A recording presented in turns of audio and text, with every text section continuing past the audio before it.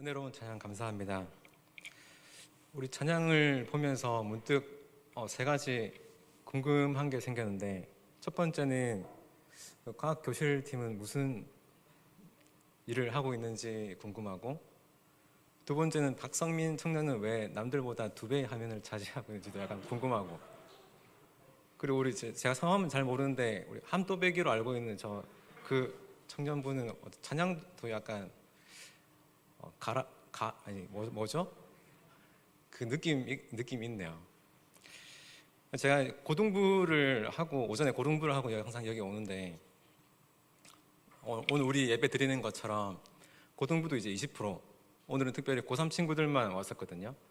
고3 친구들에게 너희들이 기쁜 소식이 있다. 뭐냐면 대학부를 가게 되면 나를 보게 될 거다. 이렇게 이야기했어요. 그러니까 그 친구들이 환호하더라고요. 네. 그래서 고등부 선생님들이 잠깐 약간 힘이 좀 되셨으면 좋겠습니다. 근데 이제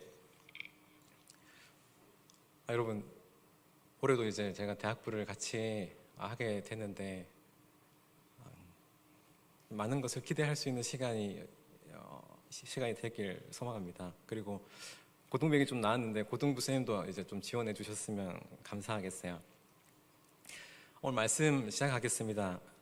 오늘 말씀은 사도행전 20장으로 이제 나누는데, 이제 사도 바울이 1차, 2차, 3차 선교 여행을 마치고 예루살렘으로 가려고 하고 있죠. 그리고 오순절 전에 예루살렘에 꼭 도착해야 되겠다 이렇게 생각을 했습니다.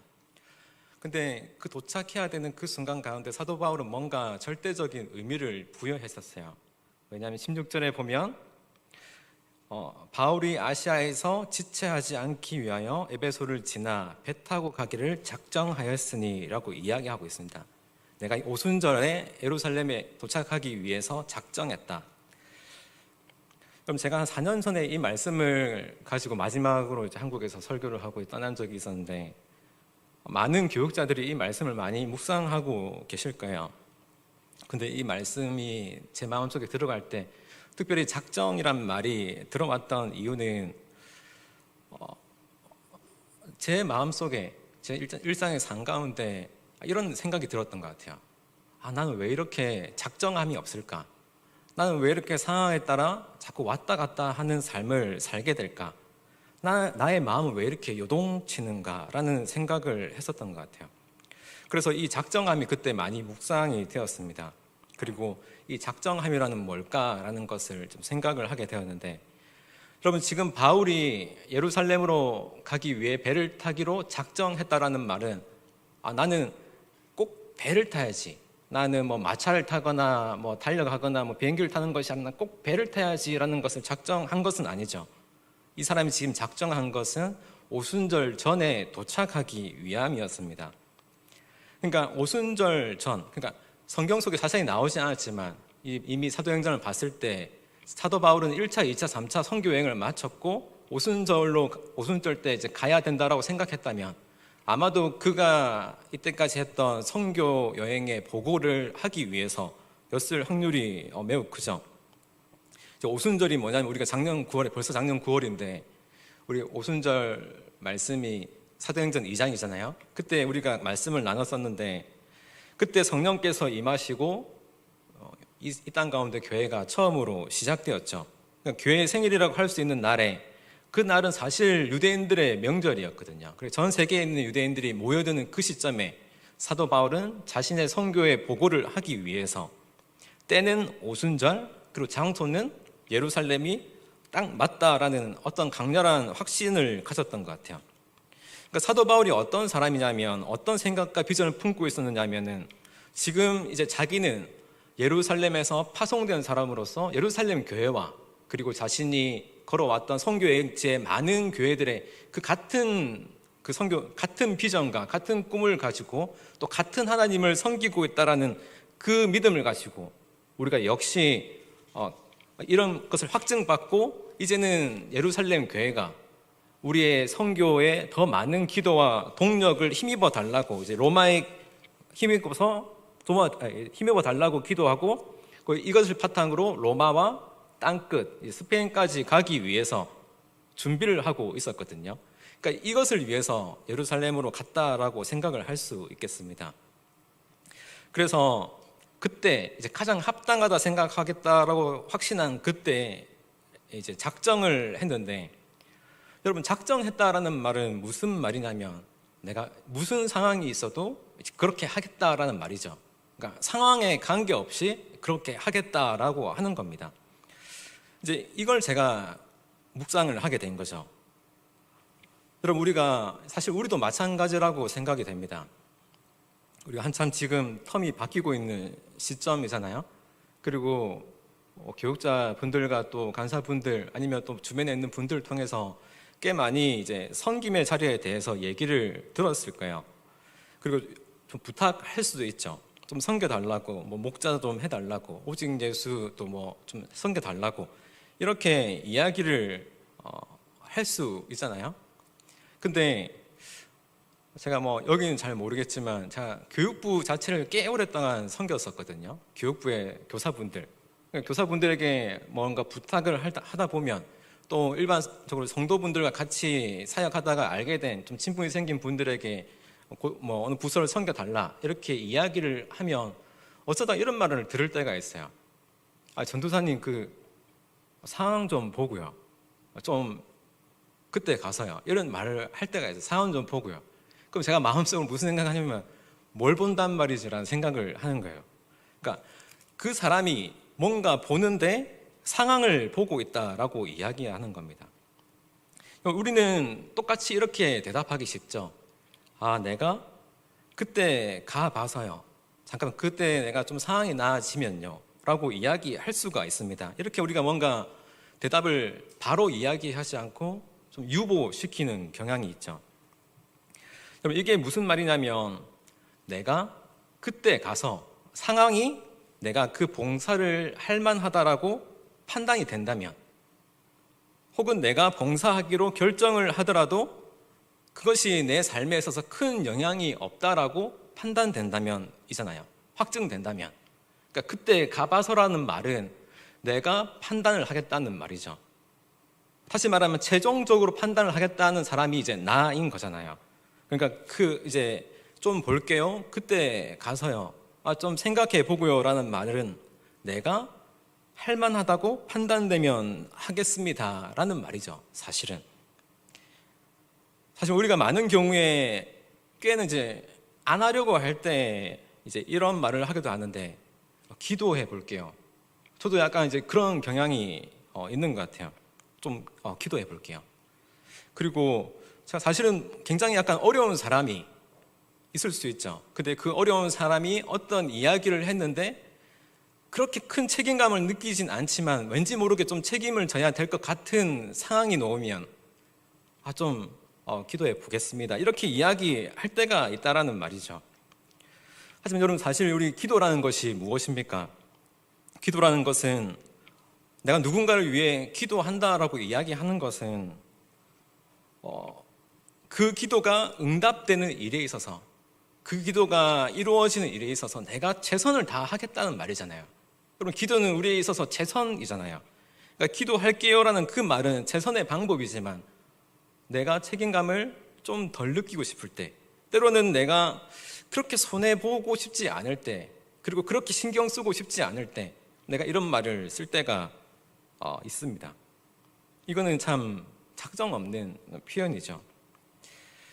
작정함이란 제가 이번 주에 기도해보고 주님께서 뜻하신다면 제 상황이 정말로 어렵더라도 한번 해보겠습니다, 사실 이런 것이 작정함이죠. 전 사실 이 멘트를 그대로 우리 한 청년이 저에게 했었거든요. TTL1 간사가 저에게 제가 부탁했을 때 이 말을 하고 섬기겠다라고 이제 해줬었어요. 그러니까 이게 우리가 서로를 대할 때 우리의 마음속에 작정함이라고 하는 것은 굉장히 중요합니다. 제가 상황에 따라 다른 걸 이야기했었잖아요. 상황에 따라 상황 봐서 좋으면 기쁜 거고 잘 된 거고, 상황이 나쁘면 내가 화나고, 이런 것은 핵심은 이제 상황이 문제가 아니라 사실은 내가 작정함이 없는 거죠. 작정하지 않았으니까 그 탓을 상황에 돌리는 거죠. 그래서 상황 봐가면서 결과 봐가면서 하는 것은 어떤 일이 생기냐면 결국에는 마지막에 상황이 그리고 환경이 우리의 하나님이 되게 됩니다. 결국 그 상황에 따라서 내가 모든 것을 판단해 버리면 상황이 이제 하나님이 된 거죠. 내가 작정함에 있어서 뭔가 내가 작정함이 없다면 이제 그런 결과가 넣게 되죠. 여러분, 바울은 지금 작정했다라는 말로 성령의 감동으로 오순절에 꼭 도착해야 되겠다라고 작정을 했어요. 제가 이 4년 전에, 4년 전에 이제 이 본문을 가지고 이야기했었는데, 제가 5년 전인가 4년 전에 섬기고 있던 교회를 떠나야 되는 상황에 놓였습니다. 그때 떠나야겠다 라고 작정했었거든요. 결정을 했어요. 근데 이제 사임하고 어디로 가야지? 어디로 가야 하나? 이렇게 생각을 하고 있었는데, 제가 고려하던 그 첫 번째가 뭐였냐면은 한국을 뜨는 거였어요. 근데 한국 생활을 좀 지쳤었거든요. 누가 보면 제가 한국 해외에 좀 살아본 것처럼 얘기하는데 그런 적은 없고, 이제 좀 지쳐서 좀 뜨고 싶었고, 그리고 저에게 맨 처음에 하나님께서 주신 그 신앙의 말씀이 섬들이 많은 곳에서 사역을 하게 될 거라는 이제 그런 사인을 주셨어요. 그래서 해외로 가는 것이 좀 아닌가, 뭐 하와이 이런 데 생각을 했었어요. 그래서 첫 번째는 이제 그거, 두 번째는 뭐 지금도 마찬가지인데 이제 먼저 연락 온 곳에 이제 가는 건데, 두 가지 작정. 근데 여러분, 우리 정말 성령 충만하고 때로는 뭐 예배의 시간에, 기도의 시간에, 수련의 시간에는 우리가 작정할 수 있죠. 그래서 그렇게 수많이 작정했었잖아요. 내가 다시는 제 길로, 다시는 하나님을 떠나지 않겠다는 우리의 그런 시간들이 적어도 한 번쯤은 있었을 거라고 생각됩니다. 그때는 내 마음이 어떻든 하나님의 그 사명만 가지고 오늘의 그 바울의 고백처럼 정말 아골골짝 빈들에도 아멘 아멘 하면서 갈 수 있을 거라고 생각했는데, 우리의 그 자리가 끝나고 그 시간이 끝나면 바로 이제 돌아가게 되는 게 우리의 모습이죠. 여러분, 근데 우리가 신앙생활이라고 이야기하는 것은 예배의 영성과 이제 일상의 영성의 차이가 자꾸 줄어들어가는 것을 이야기하잖아요. 우리가 작정을 해도 너무 안 좋은 이야기와 상황을 겪다 보면 우리가 때로는 우리의 작정조차 이제 흔들리게 될 때가 있습니다. 그 다음에 이제 무슨 말이냐면, 지금 사도행전 20장 22절과 23절을 보면 우리 한번 같이 읽어볼까요? 22절, 23절 시작. 보라, 이제 나는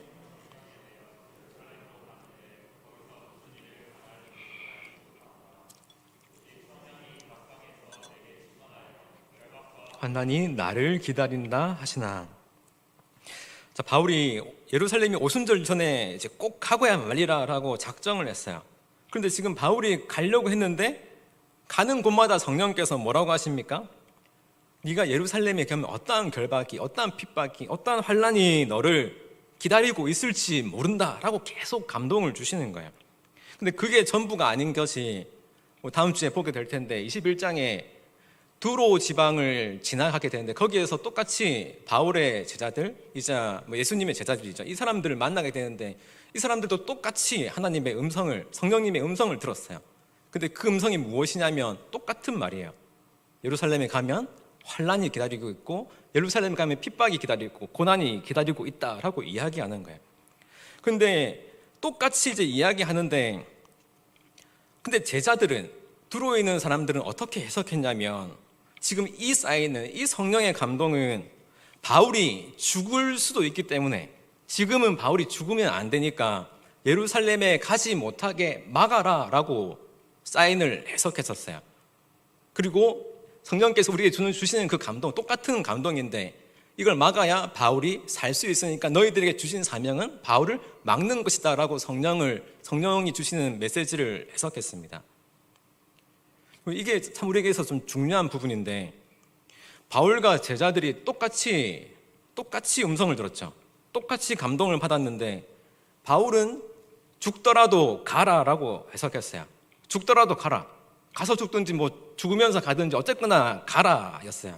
근데 반면에 바울의 제자들은 바울이 핍박받을 테니까 멈춰라 라고 생각을 했던 거예요. 그럼 이게 사실 우리가 신앙생활 할 때 상당히 이제 힘든 부분 중에 하나지 않습니까? 우리가 같이 기도하고 같이 응답받는데 똑같은 응답이에요. 근데 누구는 시선이 다른 거죠. 우리가 성령의 감동을 받았어. 내가 성령의 감동을 받았냐면 대부분 이제 거의 다 이제 만사형통되는 답변이잖아요. 이런 감동이 있었다. 특별히 뭐 교육자가 우리 부서를 꾸려 나가는데 제가 이런 감동을 받았습니다라고 하면 거의 다 이제 그렇게 가잖아요. 근데 똑같이 받아도 다르게 반응할 수 있다라는 거예요. 어떤 사람은 가서 죽어라라고 해석했고, 어떤 사람은 죽으니까 가지 말라라고 이야기했단 말이죠. 여러분, 그 차이가 뭘까요? 두로 있는 사람들은 믿음이 부족했기 때문에 그렇게 생각했을까요? 전혀 이제 그렇지 않았습니다. 지난번에도 얘기했듯이 초대교회 성도들은 죽기를 작정한 사람이었거든요. 자신의 목숨을 내어놓은 사람들이었죠. 그들의 기도가, 그들의 믿음과 그들의 신앙이 절대 바울보다 덜 했을 거라는 근거가 없습니다. 근데 왜 이렇게 정반대의 선택을 했냐면 차이는 하나밖에 없습니다. 바울은 작정을 했던 거죠. 바울은 작정을 했기 때문에 성령이 주시는 그 감동, 핍박과 고난과 절망이 있을 거라도 거기에 가기로 한 거였어요.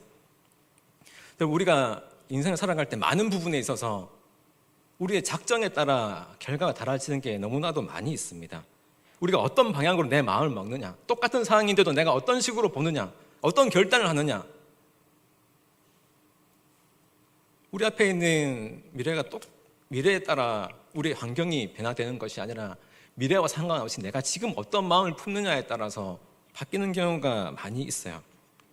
여러분, 우리가 상황을 보고 계속 선택하면 우리를 이끄시는 하나님의 손이 보이지가 않습니다. 이스라엘 백성들이 홍해 앞에 섰을 때 상황을 봤던 사람들은, 똑똑한 사람들은, 상황을 다 파악할 수 있었던 사람들은 거기 없었겠죠. 왜냐하면 거기는 당연히 죽으니까. 앞에는 봐도 뒤에는 뭐 애국 군대가 쫓아오는데, 상황을 제대로 파악했던 사람들, 뭐 어찌 보면 좀 부정적으로 얘기하면 순진했던 사람들, 어리석었던 사람들은 거기 있었겠죠. 반면에 똑똑했던 사람들은 거기에 없었겠지만, 여러분, 우리는 때로는 순진하게, 미련하게, 긍정적으로 얘기하면 약간 우직하게 말씀을 따라가는 것이 필요해요. 모세만 따라갔던 사람들은 하나님의 손을 봤었잖아요. 그러니까 하나님께서 거기 계시니까만 본 거예요. 하나님께서 거기 계시니까 환경이 보이지 않았고 나는 갔다라고 이야기하는 겁니다. 그리고 하나님의 뒤에 따라 그 말씀만 붙잡고 갔던 것처럼 미련하게 갔는데 그 앞에 홍해가 있었어요. 근데 그 앞에 홍해가 갈라지는 기적은 그들만 봤던 거죠. 그럼 이게 작정함이라는 겁니다. 작정하면 우리의 의지의 문제, 성품의 문제, 우리의 뭐 인격의 문제, 다짐의 문제가 아니라 하나님의 말씀에 달려있는 문제라는 것이죠. 하나님의 약속이, 하나님의 말씀이 내가 판단하는, 내가 인지하는 그 상황보다 더 크냐, 훨씬 더 크냐라는 사실을 절대로 잊지 않을 때 우리가 작정할 수 있습니다. 현실이 더 크면 우리는 끝없이 유보시킬 거예요. 그때 가서요. 우리가 하나님의 약속이 자꾸 흔들릴 때가 있어요. 오늘 22절과 23절에 얘기했던 것처럼 상황이 계속 안 좋을 때, 현실이 계속 안 좋을 때, 너무나도 큰 불안함이 나를 계속 붙잡고 흔들 때, 우리는 상황을 바라보는 나의 판단보다 하나님의 약속이 사실 잘 보이지 않습니다. 하지만 그것을 끝까지 붙드는 자가 사실은 길이 있는 거죠. 그것을 끝까지 붙드는 자가. 제가 한번 생각해 봤어요. 바울은 어떻게 이렇게 끝까지 붙을 수 있었을까? 바울은 어떻게 이 길을 갈 수 있었을까? 우리가 정말 이 길을 가고 싶잖아요. 근데 이 말씀을 계속 보다가 그때 알게 됐어요. 바울은 매일같이 작정했어요. 우리가 매일같이 작정했던 그 말씀, 바울이 뭐라고 고백하고 작정했었죠? 나는 날마다 죽노라라고 이야기했었잖아요. 나는 날마다 죽노라. 여러분, 그게 바울의 삶의 근간이었어요. 나는 날마다 죽는 삶이 바울은 그게 삶의 목적이었던 거예요. 죽음. 죽더라도 가는 그 길은 가면 죽을지도 몰라가 아니라 내가 죽으러 가는 그 길이기 때문에 그게 중요한 것이 아니었던 거예요. 여러분, 제가 이곳에서 우리의 인생 가운데 절대로 지지 않는 인생의 비밀을 알게 됐는데, 절대로 실패하지 않는 인생의 비밀, 우리 절대로 무너지지 않는 그 비밀이 바로 여기에 있습니다. 절대로 무너지지 않는 그 삶은 우리의 삶의 목적이 죽음이면 되는 거죠. 우리가 죽음이 목적이면 죽어도 이기는 거잖아요. 왜냐하면 죽음이 목적이니까. 우리 죽는 게 목적이면 내가 죽어도 목적이 달성된 거잖아요. 그런 사람이 어떻게 현실에 질 수가 있겠습니까? 바울은 그걸 알았던 거예요. 그리고 예수님도 무수히 가르쳐 주셨죠. 죽고자 하는 자는 살리라라고. 죽고자 하는 자는 살리라. 죽음이 너의 삶의 목표가 되게 해라. 그럼 예수님께서 말씀하셨어요. 절대로 패하지 않는 삶, 절대로 좌절하지 않는 삶, 죽음이 목적인 삶. 내가 매일같이 죽고 내 안에 있는 주님이 사는 방식으로 산다면 우리는 절대로 지지 않습니다. 그리고 예수님은 이 땅에 절대로 패배하지 않을 분으로 이 땅에 오셨어요. 여러분, 예수님은 처음부터 승리할 분으로 이 땅에 오셨어요. 왜죠? 죽으러 오셨으니까. 예수님은 죽으러 오셨고 죽으셨고 이기셨죠. 우리는 예수님을 따르는 자들이지 않습니까? 우리가 예수님을 따를 때 그때야 내가 죽어도 산다라는 게 어떤 건지 깨닫게 되는 거죠. 여러분, 우리는 죽음을 목적으로 사는 사람들입니다. 오늘 나의 삶의 목적은 내가 죽고 주님이 삶으로 내가 다시 살게 되는, 이게 우리의 삶의 목적인 거죠. 하지만 많은 경우에 우리의 현실은 뭐냐면 내가 예수님을 이용해서 살려고 할 때가 있어요. 여러분, 예수님이 우리 속에 산다면 우리 속에 죄와 절망과 두려움이 들어갈 틈이 없죠. 하지만 우리는 계속 왔다 갔다 하잖아요. 작정함이 없고 내가 이래야 될까 저래야 될까 어떻게 해야 될까. 하지만은 내가 정말로 예수님을 통해서 산다면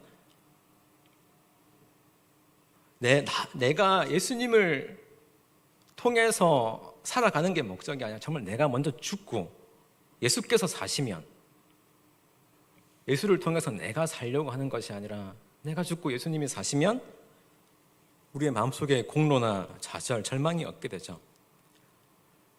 근데 우리가 이 말까지는 그렇게 생각할 수 있습니다. 내가 죽는 것. 근데 우리 죽는 게 뭐죠? 어떻게 하면 내가 죽을 수 있죠? 어떻게? 뭐가 죽는 걸까요? 제가 작년 여기 와서 처음 설교할 때 이 교회에 부임하게 된 스토리를 잠깐 얘기했었는데, 2019년 9월 달에 원래는 서울 쪽에 제가 부임하기로 했던 교회가 있었다라고 했잖아요. 그래서 제가 서울 가고 싶어 했는데, 그때 담임 목사님 못 찾아서 알다 보니까 그쪽 부임하려고 했던 교회 담임 목사님이 한 13년도에 세습을 했었고, 저는 그 사실을 알고 고민하다가 이제 못 가겠습니다 하고 다시 시작했었다고. 근데 여러분, 제가 이 얘기를 이야기했을 때 어떤 사람은 이렇게 얘기했어요. 전도사님 정말로 멋지다고. 처음에 약간 좋았었죠. 하지만 좋아서 내가 그런 소리 들으려고 잠깐 넘어가서, 여러분, 제가 이 말을 하는 이유는 제가 정말로 내 현실보다 하나님이 크시고 하나님이 위대하시다는 그 마음에서 한 선택일까요? 아니면 내가 박솔은 자신의 신념을 지키기 위해, 그의 명예를 위해 그 길을 저버렸다라는 선택일까요? 여러분, 똑같잖아요. 근데 똑같은 행동인데 뭐가 더 죽는 건지는 모르는 거예요. 물론 저와 하나님은 알고 있죠. 비밀입니다. 근데 이거는 굉장히 어려운 문제예요. 뭐가 죽느냐? 내가 이런 태도를 취하는 게 죽느냐, 저런 태도를 취하는 게 죽느냐? 이거는 어려운 건데, 이렇게 생각할 수 있죠. 그럼 우리가 신앙생활할 때 언제가 제일 아름답습니까? 우리의 모습이 언제가 제일 아름답냐라고 생각한다면 저는 다윗의 모습, 다윗이 초원에서 하나님을 찾을 때의 모습이 가장 아름답지 않을까 생각이 하는데요. 내가 누구이기에 주께서 나를 아끼시며 내가 누구이기에 천사보다 조금 못하게 하셨나이까. 여러분, 다윗은 항상 그게 있었어요. 하지만 내가 누구이기에라는 고백이 바뀌어서 뭐로 됐죠? 내가 누군데, 내가 왕인데, 내가 뭐 장군 한 명 죽이고 내가 뭐 여자 취할 수 있지, 뭐 그건 뭐 일상다반사였으니까 내가 누구이기에라는 생각이 없어지고 내가 누군데라는 생각이 드니까 신앙이 더러워졌죠. 추해졌죠. 여러분, 내가 열심히 충성하고 섬긴 결과 내가 누군데, 내가 여기서 뭐 얼마나 했는데, 내가 어떤 수고를 했는데라는 생각이 든다면 우리는 내가 죽은 게 아니라 완전히 내가 살아버린 거죠. 내가 누군데라는 생각이 우리 속에 들어온다면 내가 살아버리게 된 거예요. 그 반대로 내가 죽은 것은 우리가 어떤 행동을 하느냐라는 것이 내가 죽냐 사냐를 판단하는 것이 아니라 단지 죽느냐 사느냐는 우리의 태도, 우리의 순종의 척도, 하나님의 말씀에 대한 우리의 반응을 바로 내가 죽었냐 살았느냐로 판단할 수 있을 겁니다. 끊임없이 우리는 하나님께 질문하는 거예요. 질문하는 태도. 하나님, 이게 맞습니까? 내가 이렇게 행동하는 게 맞습니까? 내 마음에 이런 생각들이 드는데 이런 반응들이, 이런 감정들이 하나님 보시기에 맞는 겁니까? 그리고 하나님께 끊없이 물어서 하나님이 주시는 마음이, 감동이, 그리고 확신이 적어도 내가 손해봐도 될 만큼, 내가 조금 피해봐도 될 만큼, 하지만 그것이 정말로 맞는 길이라는 그 확신이 강하게 든다면 그러면 그렇게 해도 되는 거죠. 그게 이제 죽는 거죠. 내가 욕 먹더라도 그게 죽는 것이라는 것을 참 생각하다 보니까 많이 느끼게 되는데, 우리가 질문하는 거라고 했잖아요, 죽는 것은. 근데 어린아이가 어른들에게 질문하잖아요. 그럼 누군가에게 다 질문해요. 근데 질문하는 만큼 이제 성장합니다. 근데 질문이 그치면 이제 누군가를 가르치는 이제 꼰대가 되기 시작하죠. 여러분, 성장하지 않는 존재. 여러분, 우리가 어느새 하나님께 질문하는 것을 멈췄는지는 모르겠어요. 내가 지금까지 알아왔던 하나님으로는 충분하고, 내가 지키고 있는 신앙, 순종, 뭐 도리, 이 정도면 충분하다. 어느 순간 내가 하나님께 질문을 멈춰버린 그 순간 우리의 영적 성장은 이제 멈추게 됩니다. 그리고 우리가 사실 나이가 얼마나 되든지 하나님께 계속 끊임없이 물어야 되겠죠. 끊임없이 내가 이렇게 하는 것이 맞습니까? 내가 이런 사람에게 이렇게 하는 것이 맞나요? 아니면 내 마음에 저 사람이 저렇게 느껴지는데 이 감정이 정말로 맞는 감정입니까? 하나님이 물을 때 하나님께 뭐 대답해 주시겠죠. 그건 네가 그 사람보다 너를 더 사랑하기 때문이야, 뭐 이런 식으로 얘기해 주겠죠. 그럼 그때 우리가 끊임없이 물어가면서 하나님께 답을 찾을 때 우리는 신앙의 길이 사실 열리게 되는 겁니다. 죽는다는 것은 질문하는 거죠. 말씀을 마무리하겠습니다. 여러분, 사도 바울은 성령의 감동 가운데 이게 진짜인지, 내가 가는 것이 맞는 것인지, 아니면 후일을 도모하는 것이 맞는 것인지 지금 성령께서 계속 이 성령의 이 음성 중에 끝없이 질문하지 않았을까요? 그리고 그는 그 질문 가운데 이 모든 현실을 이길 수 있는 방법이 바로 죽음이라는 것을 알게 되었어요. 그리고 그는 매일같이 죽노라를 고백했었고, 그는 24절에 이렇게 이야기합니다. 우리 24절 우리 한 번 더 같이 읽어볼까요? 시작. 내가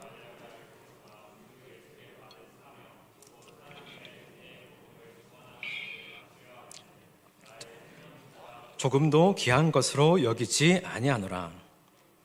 그럼 바울은 내가 살기 위한 길을 걸었던 것이 아니라 그 수많은 그 질문들 가운데 바울은 하나님께서 그에게 주신 그 인생의 목적지를 발견했던 거예요. 핍박과 환난이란 그 흔들림 속에서도 자신의 삶의 방향을 잃지 않을 만큼 분명한 목적지를 발견했다라는 거죠. 핍박과 환난이라는 그 흔들림 가운데서도 나는 내 해야 될 일을 해야 되는 사람, 주 예수께 받은 그 사명, 자신이 만든 사명이 아니라 주 예수께 받은 그 사명을 발견했다라는 거예요. 그리고 나의 가는 길에 그분이 내 길에 동참해 주시고, 나의 가는 길에 성령을 초대한 것이 아니라 성령께서 가는 그 길에 내가 서 있는 것, 그것이 바울이 간 길이자 우리가 갈 길, 또 우리가 죽는 길입니다. 우리는 많은 경우에 우리가 살기 위해서 신앙을 이용할 때가 있어요. 우리가 살기 위해서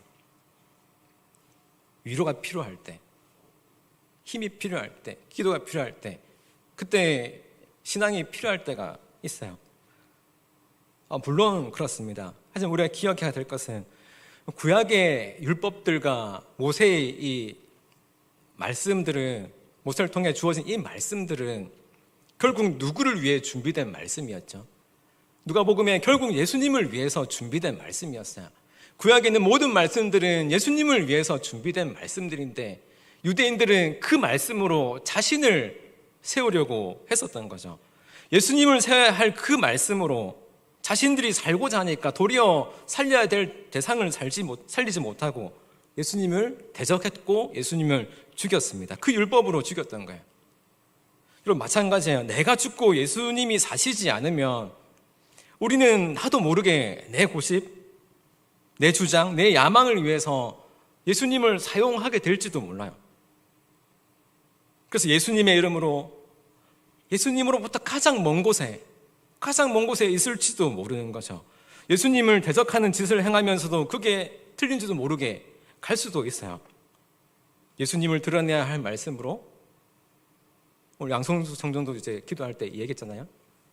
주님만이 드러날 수 있도록 그 말씀으로 교모하게 특정인을 위해 사용할 수도 있는 거예요. 여러분, 우리는 이런 모순에 빠질 때가 있습니다. 그러니까 매일 죽고 매일 십자가를 치라, 죽으면 살리라는 이 말이 너무나 어려운데 사실은 어렵지 않아요. 이미 24절에 이야기를 하고 있어요. 죽으면 살리라, 죽으면 살리라. 그리고 뭐라고 했냐면 바울은 은혜의 복음을 증언하는 일. 여러분, 어떻게 죽을 수 있죠? 어떻게 죽을 수 있냐면 바울은 이제 그걸 알았던 거예요. 내가 매일같이 죽을 수 있는 방법, 내가 오늘도 죽을 수 있고 내일도 죽을 수 있다고 고백할 수 있는 그 방법은 내가 은혜의 복음을 받은 사람이라는 거예요. 은혜의 복음을 받은 사람, 내가 어떤 존재인지 말해주는 복음, 내가 얼마나 죄인인가, 난 십자가에서 예수님이 돌아가실 만큼 죄인이다라는 것을 일깨워주는 복음. 제가 말씀을 준비할 때마다 진짜 뭐라고 하죠? 내 마음속에 있는 어두움의 흑염룡인가요? 뭐라고 하죠? 어둠의 기운이 저에게 하는 말이 있어요. 말씀 준비할 때마다 너나 잘해, 너나 잘해. 누구한테 설교하려고 하시면 너나 잘해. 근데 이게 처음에 엄청 이제 힘들었거든요. 그래서 내가 지키는 말만 해야지, 지킬 수 있는 말씀만 전해야지 했는데 진짜 내 속에 복음이 들어오니까 달라지더라고요. 그래 인정했어요. 나 못한다고, 내 나쁜 놈이라고. 근데 그 내 마음속에 있는 검은 영혼에게 이제 얘기했죠. 너 근데 알고 있냐? 네가 말하는 것보다 나는 훨씬 더 나쁜 놈이라고. 여러분이 보고 있는 모습보다 훨씬 더 나쁜 게 저입니다. 하지만 상상할 수도 없을 만큼 나쁘지만 이런 저를 위해, 이런 우리를 위해 예수님께서는 돌아가셨죠. 또 이게 복음인 거죠. 우리 속에 생명이 없다라는 것을 고백한다면, 우리 속에 빛이 없다라는 것을 정말로 진심으로 고백한다면, 우리가 예수님의 생명으로 다시 살아났다, 다시금 살게 됐다는 것을 고백한다면 나는 그 생명의 빚진 자로서 이제는 죽어도 사는 영원한 생명을 소유한 자로 살아갈 수 있을 겁니다. 죽는 방법 끊임없이 질문하고 그 복음 앞에서 나를 다시금 대낼 때 우리는 그 길 앞에 바울처럼 나는 날마다 죽노라라고 고백할 수 있는 거죠. 여러분, 이게 그리스도인의 길인 것이죠. 우리들의 힘으로 버텨내고 또 견뎌내고 또 여러 가지 신앙의 문제, 양심의 문제 가운데 참 힘들어하고 있을 분들이 많을 텐데, 여러분 우리 속에 그런 양심의 문제를 넘어선 그 진짜 복음이 우리 속에 참 자유를 주게 하고 또 그 받은 자유로서 이 땅을 살아가는 정말 복음의 자녀인 우리 모두가 되기를 소망합니다. 우리 찬양하고 기도하겠습니다.